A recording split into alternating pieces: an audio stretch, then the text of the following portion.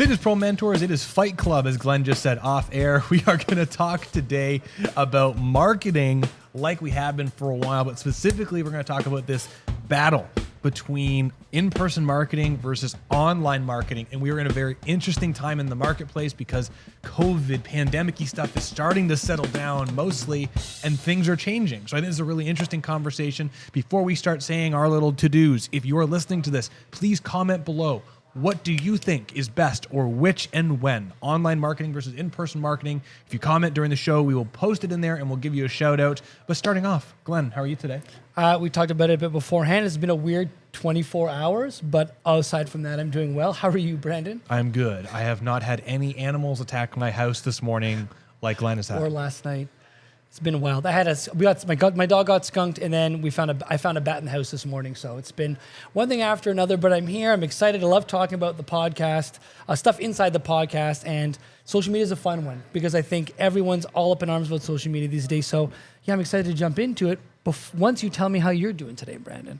I am doing good. I have 2 human animals in my house that take over the house the entire time. Actually, for fun, if you guys are just curious and interested, on Canva is an incredible online app, and I gotta say, if you pay for the pro version, it's really inexpensive and you get some amazing features. My son Maxwell asked for some pictures of our cats in very specific cars: Tia in a Mini Cooper, Nala in a Corvette, and Hemi in a flatbed truck. And so I was able to Photoshop an image in 20 minutes on Canva, and it's just hilarious. So that's my focal point this morning.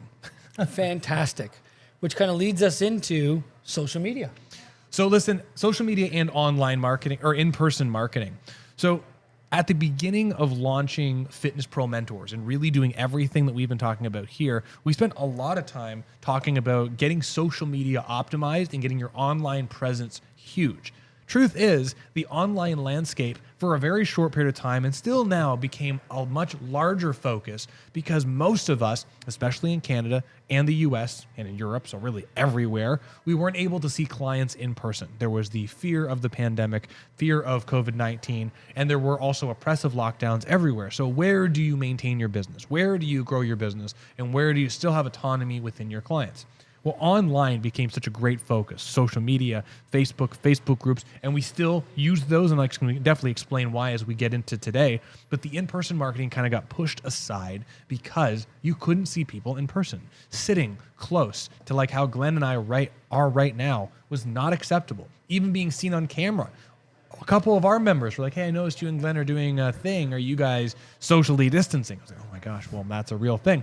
And so now we have to talk about, and I think this is a great conversation, what is the best form of marketing for personal trainers? Do we get in person and do the in-person, on your feet, on the ground, quote unquote, old school marketing strategies, or do we get online?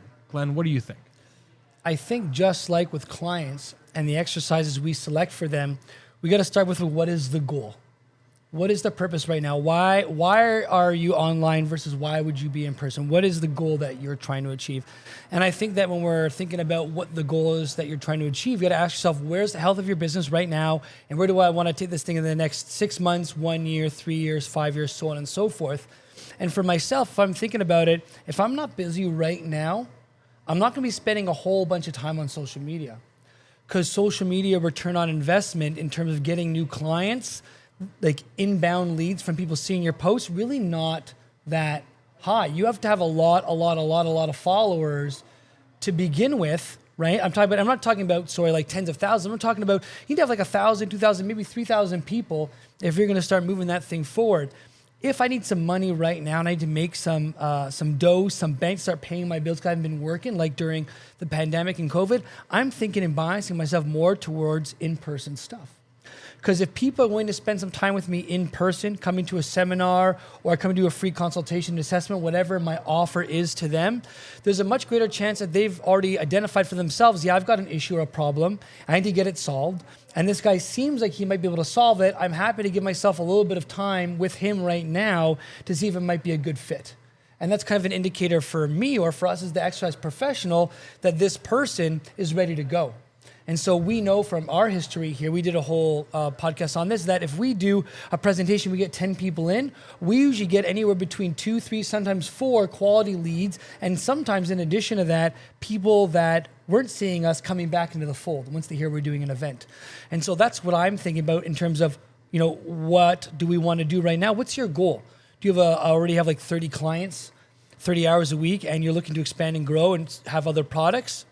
Sure, spend more time doing online marketing. Do you not have a lot of clients around? Do you need to make some money right now? The quickest way to do that is going to be doing more in-person stuff.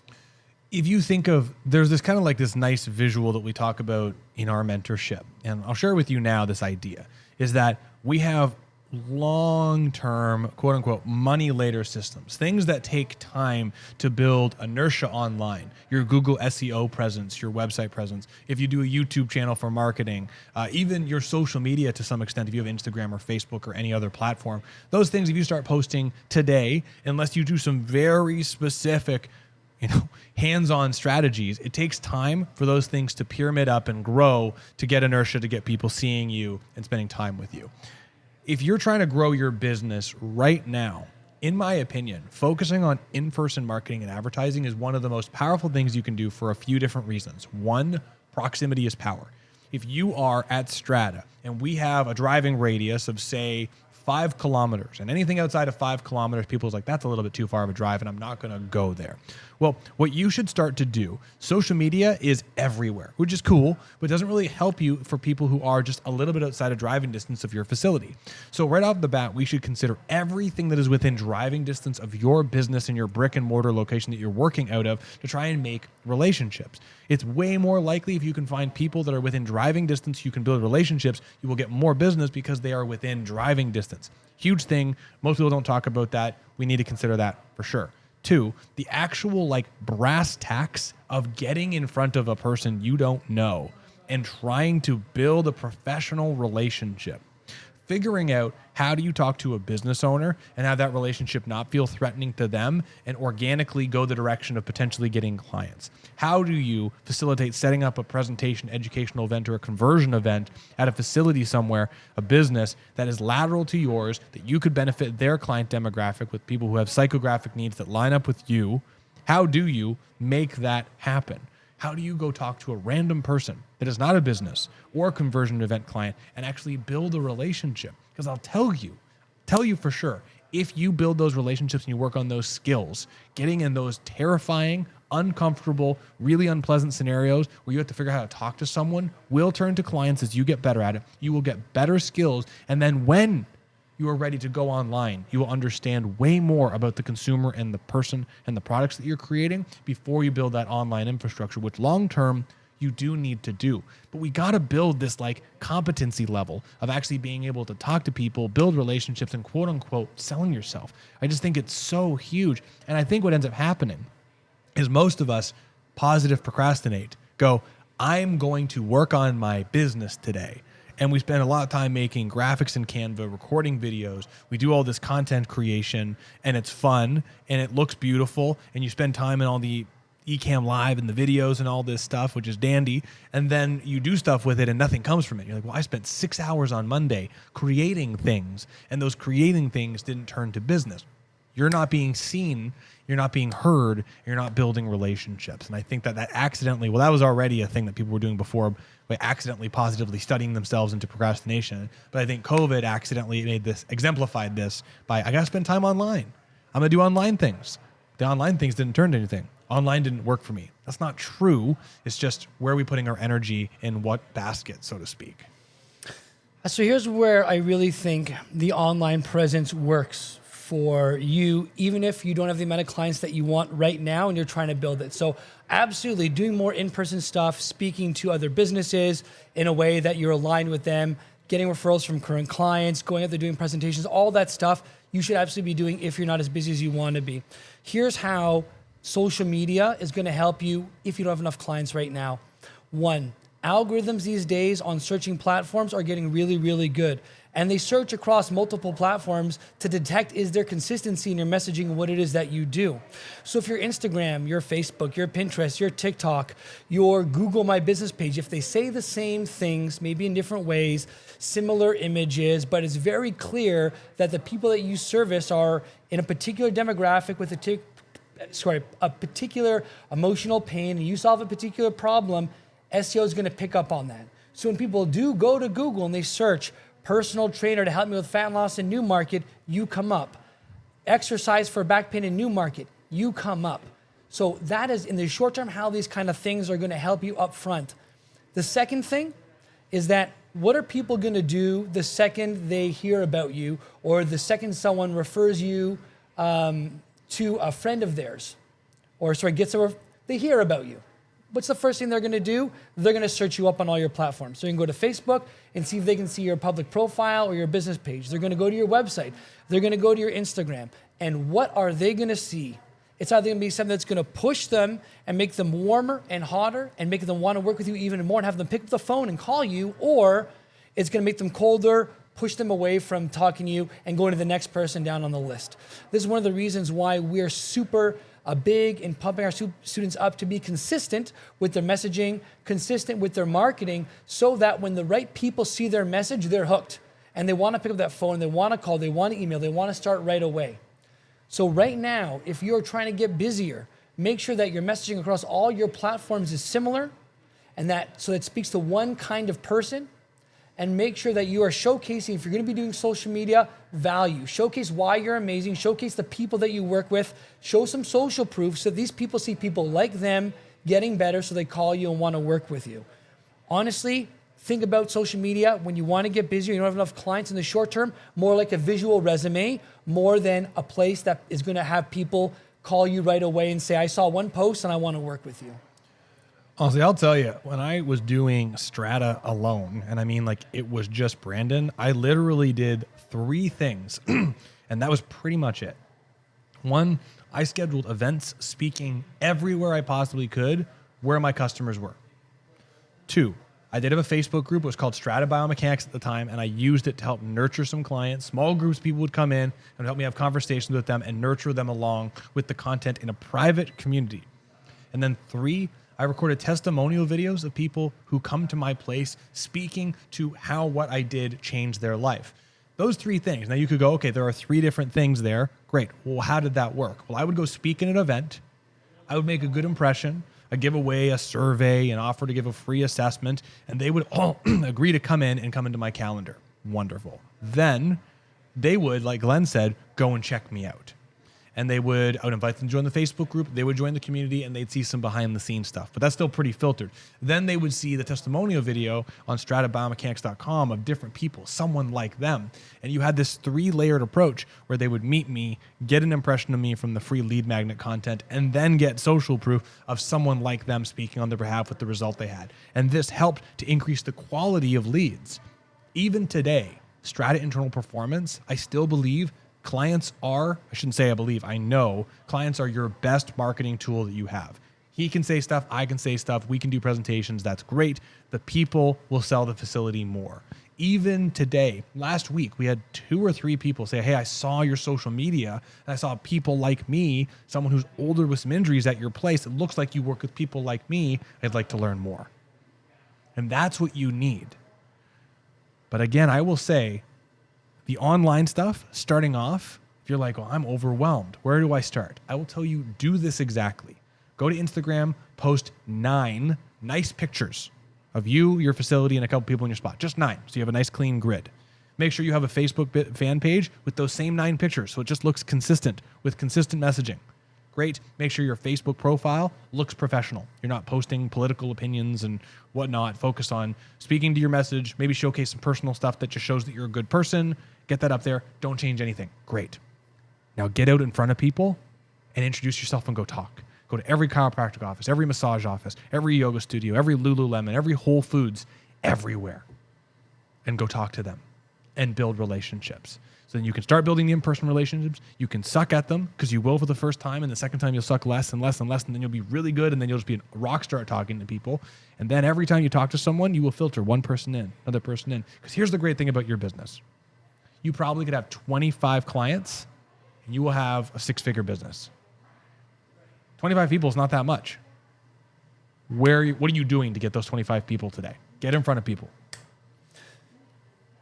When you get to the point where you are busy, and you've got the clients that you want, and you've got the time to dedicate to a little bit more social media stuff, and you want to grow that out, that's fantastic.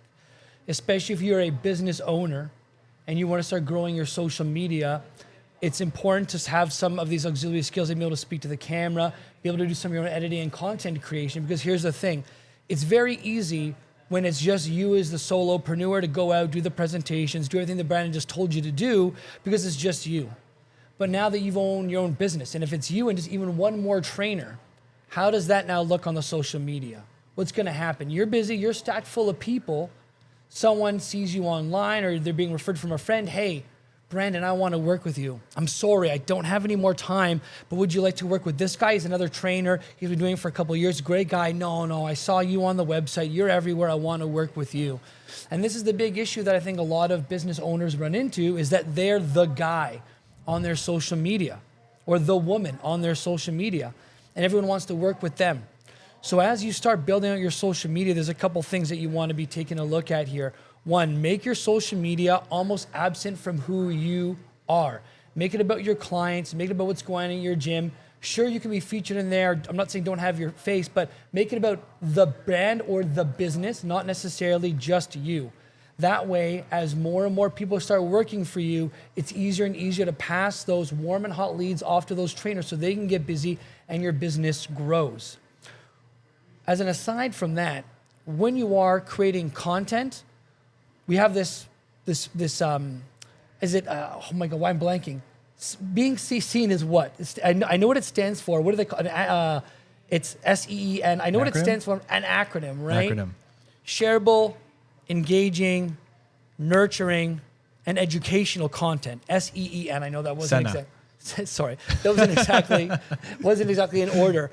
But your content should be around that. As an educator and someone helps people with their bodies, if it's shareable, engaging, educational, nurturing, people are going to want to work with you. So if you have that as your framework and you can pick a topic and you can share in a way that engages those 4 key principles, you're going to make some really great content.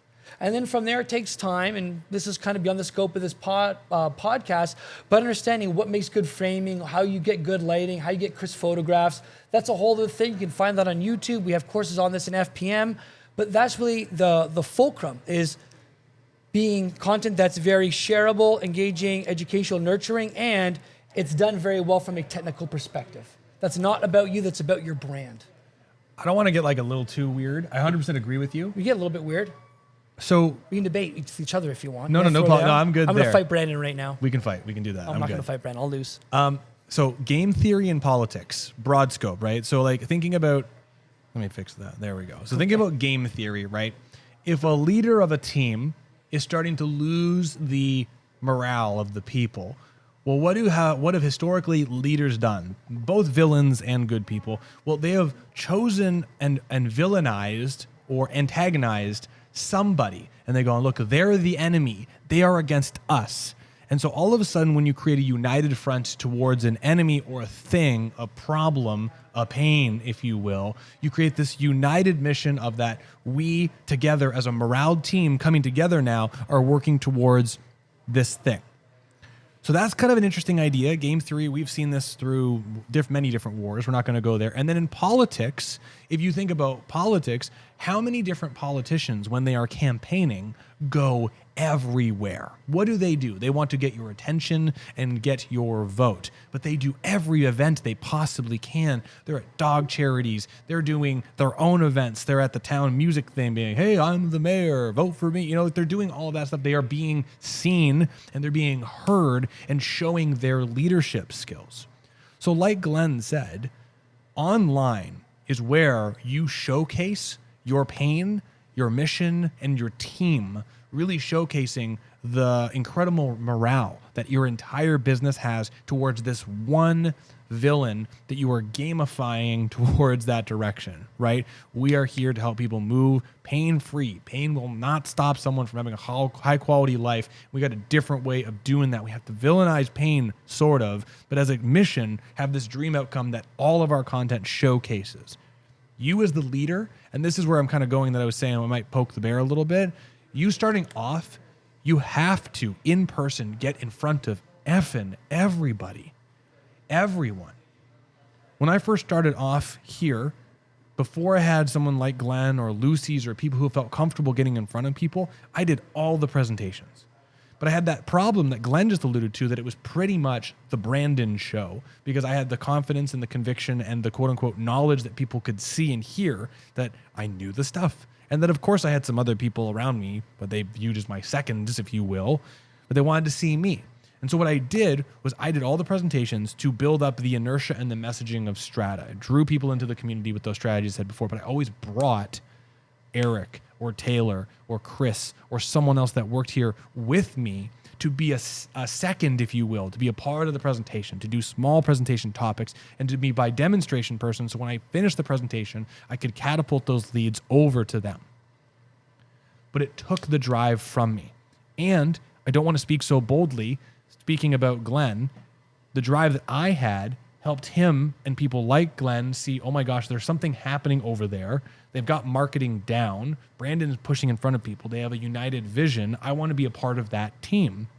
And that came, I don't want to be so hubris, but it started with the drive that I pushed forward. And then it kept with the messaging. And then now Lucy did a presentation on Saturday. Glenn does presentations. And now it's not just one, it's a bunch of people doing the same thing. But it starts with you.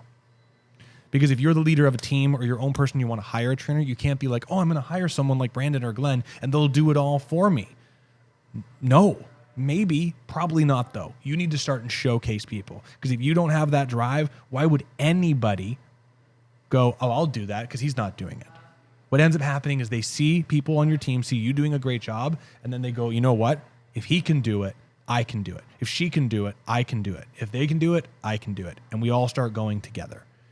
And so the reason why I'm exemplifying this and kind of ranting on this point for a second is if you're a trainer and you're listening to this and you have people around you that are working with you, or you want to hire a team, get so good at the basics that when you hire someone, it's just easy for them to jump and follow in your footsteps and go the next path, and then let them make their own path on top of the social media. The last thing I really want to speak to, unless you have any other closing things you want to put the cherry on, is understanding which social media platforms are going to be best for you, and then also understanding that it's going to take some time to learn how to optimize these things a little bit. The demographics for each social media platform are not the same. You're going to find a bit of an older crowd on Facebook, that 35 and up age range, even predominantly more skewed to 55 and older. You're not going to find as many 55-year-olds on Instagram, even fewer on TikTok. Essentially, the older the social media platform, the more you're going to find older folks on there. The younger the platform, like TikTok, the less you're going to find those older folks on there, so to speak. So understanding your demographic and knowing where they are, just as well as it applies to in-person, also applies to online. The other thing within that is understanding how some of these platforms work. Facebook is a very community-based platform. When you go on Facebook, you mostly see posts from people that are close to you or that have friended you on Facebook, as to where when you go to Instagram, you'll see whatever is the most popular and trending mixed in with a little bit of your friends and family and the people that you follow. TikTok is almost exclusively almost random stuff that the algorithm has generated for you based on stuff that you've liked, swiped through, all that kind of stuff. And so understanding how each of these platforms works and what kind of people are on them should dictate where you spend your time. The other half of that is that you have to understand that every platform has a lot of nuances, and that there are people who make their entire living off just one of these platforms and being good at creating content for just that platform and serving a community on those platforms. Do not expect that if you're new to social media and you're on Instagram, Facebook, and LinkedIn, that you can do any one of those well. The best thing that you can do is pick the social media platform where your ideal target audience is and get good at that and build a community around that, so that when you go out and do presentations, like Brandon said, you're out in the community or you're being seen everywhere, then when people look you up or you redirect them to your social media platform, that it's easy for them to access. There's no sense in working with 65-year-olds like we do here at Strata as our target demographic, and then only being on TikTok. Oh, it's just not going to work, and vice versa.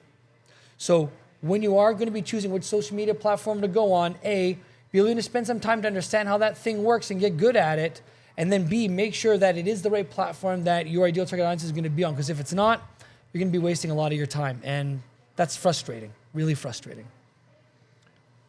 The thing about the platforms that Glenn kind of softly mentioned as well, but I think is kind of nice, is that, well, first of all, a lot of these platforms are changing consistently, but you can also put energy into a platform and then get it organized and clean and have your messaging concise, and then you can just leave it. Like for a business, Strata Internal Performance is not a YouTube active place, but it does have content that when you Google search, because Google and YouTube, cahoots, when you type Strata Internal Performance on Google, it shows up and you can see some of Strata stuff on Google. So it just boosts your SEO. That just comes from having high quality content that hits the keywords you're trying to use and being really consistent. There's one thing that I think Glenn said that I would kind of throw out there as like a last closing kind of note. And it's this idea of omnipresence over time. You need to get busy and get your foundations to make sure you're making enough money to have the business that you want. All these online platforms, there are definitely tools from a lead magnet perspective that are far more beneficial than others. But I do think you should, over time, try to have a little bit of clean, organized, concise content everywhere so that way you can be everywhere, like the mayor campaigning in the town. You don't need thousands of followers to grow a business. My Instagram page, both the ones that I use to grow Fitness Pro Mentors, have less than 1,000 followers, and we've done great for the first year getting started, first year and a half starting off with this new product. My drum page has had 5,000 followers and dropped down because I didn't do it for a few years, and it's on the way back up because I'm just having some fun with it. I don't sell anything on there. So I have literally 5 times as many followers on one platform over another, and the one actually makes money and the other one not at all. It's not about the number of people you have. It's about the quality of people you have and the quality of the messaging you have and your mission. So if you are not making enough money, go talk to some people right after this. Don't procrastinate. Go talk to some more people. And when you're not happy with how it went, review the game tape and do it again and do it again. If you want some specific advice for that, there are tons of podcasts where you're given advice, but message me, message Glenn, message Taylor, one of our mentors, and we'll be happy to help. Once you get a little bit of money coming in, start optimizing online content. Once that content is optimized, you can start playing with it and increasing the quality of it to make sure the consistency and messaging is there, and have fun. And that's the most important thing, is making sure that all of this is working the direction that you want, doing it in a way that is fun, professional, and lines up with your vision. I love it. Brandon, with all that in mind, the people want to know what your pick of the week is. Thank you, Curtis Clay, for the recommendation. But this is the DJI mic. It is an It is a microphone set for your iPhone and can be used on your computer and whatnot. And I just picked it up for the facility. So Glenn, myself, Lucy, anyone else is doing stuff. And it is, first and foremost, this extremely, if you're watching the video, extremely attractive little package. Oh, yeah. It comes with a receiver that connects into whatever device that you're trying to do. It comes with 2 microphones. You can attach it into your computer. And I bought one little extension cable to make life even easier. And it all fits into this tiny case that could fit into your pocket. 2 microphones, 1 receiver, could be used as a camera mic, could be used as an iPhone mic. Super simple. My only complaint is that it doesn't fit in my OtterBox case completely, so I have to take the rubber off to actually get the mic in all the way. But I bought an extension cable that's coming. It'll be here today. And yeah, I definitely recommend it. If you're trying to make social media content fast, iPhones are great, like we've said before. Audio quality is also super critical. And if you're in a big facility like we are, you hear noises in the background, you hear people explaining things. We don't want to be hearing too many people when we're talking about our stuff or the music, copyright issues. DJI mic, really, really cool. Curtis Clay recommended it. Very happy with the recommendation. Perfect. What's your pick of the week, My sir? pick of the week. Bats. My pick of the week. Bats. It's bats. Let me tell you all my bat facts. Beats Bears, Bats, Battlestar Galactica. Skunks, terrible. So getting to my actual pick of the week. My pick of the week is getting permission from your clients to record them doing exercises. Quite possibly one of the most simple and effective ways to get social media content and social proof that's educational, nurturing, all that stuff we talked about being seen. It's really, really easy just to ask your client, hey, is it okay if I record 20 or 30 seconds of you doing this exercise during the next set? Most people are going to say, okay. Some people are going to say, no, I'd rather not, in which case that's okay too. We appreciate it, and I appreciate your honesty. Let's get back to the session. But being able to record them doing the exercise while you're coaching and cueing them, it shows them doing the exercise, getting stronger, feeling good. There's that social proof. You can even do, if you want, a voiceover on some of these different platforms. With Instagram for sure, TikTok for sure, using Brandon's new DJI microphone or just your regular old microphone there. But there's tons of different ways to take client exercises you're recording and make them social proof, make them social media content really, really quickly and efficiently, so you don't have to go, I got to spend an hour today on the gym floor recording myself doing stuff. No, why would you do that? Get permission, record it, make it look nice. You'll get better at the skill over time. Play with it, do a voiceover, add the Instagram captions, whatever you want to do. And you've got great content. And guess what? You can do that every day, 5 days a week, and your social media is almost all but taken care of. Absolutely beautiful. So coming back to that note, that's something we had a couple of students complaining, like, I don't have enough time for social media. I'm like, honestly, do the recording thing that I just talked about, Glenn. I mean, I'm trying to showcase in our Strata Instagram how you can make it run and gun and make it look really good.